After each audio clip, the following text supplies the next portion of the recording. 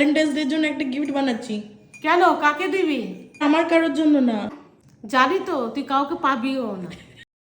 যাই হোক, আমি এই গিফটটা বানাচ্ছি আমার দিদির জন্য। সে তার হাজব্যান্ড মানে আমার জামাইবাবুকে দেবে। তার জন্য কি কি লাগবে দেখো। যেহেতু আমি ছোট একটা চকলেট বুকে বানাচ্ছি, সেই জন্য আমার লাগবে 3টে কিটক্যাট। মানে আপনারা আপনাদের মন পছন্দ চকলেট নিতে পারেন। তাছাড়া আমার লাগবে kebab stick, original flowers, wrapping paper, scissor, cello tape. এবারে সবার প্রথমে আমাকে কিটক্যাটের মধ্যে কাবাব স্টিক লাগিয়ে ভালো করে সেলো টেপ দিয়ে সিকিউর করে নিতে হবে। যেভাবে ভিডিওতে দেখিয়েছি সেইভাবেই আমি সবকটা চকলেট কাবাব স্টিকের সাথে লাগিয়ে নেবো। এরপরে কিছু জিপসি নিয়েছি আর তার সাথে কিছু ওই পাতা মতো নিচে, আমি জানি না নামটা কি এক্স্যাক্টলি, সেগুলোকে আমি কাবাব স্টিকের সাথে লাগিয়ে নিয়েছি। এরপরে আমি নেবো র‍্যাপিং পেপার, ফ্লাওয়ার বুকের র‍্যাপিং পেপার যেগুলো হয় সেগুলো নেব। সেগুলোকে আমি একটু ডিজাইন করে ফোল্ড করে টুইন টেপ দিয়ে সেটা লাগিয়ে নেব।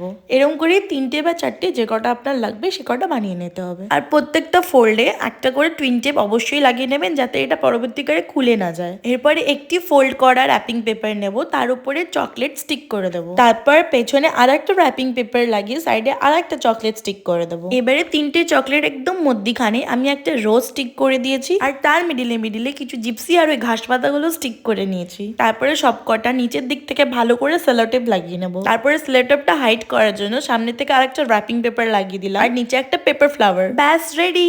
এবার আপনারা বলুন কেমন লাগছে, কমেন্ট করে জানাতে ভুলবেন না।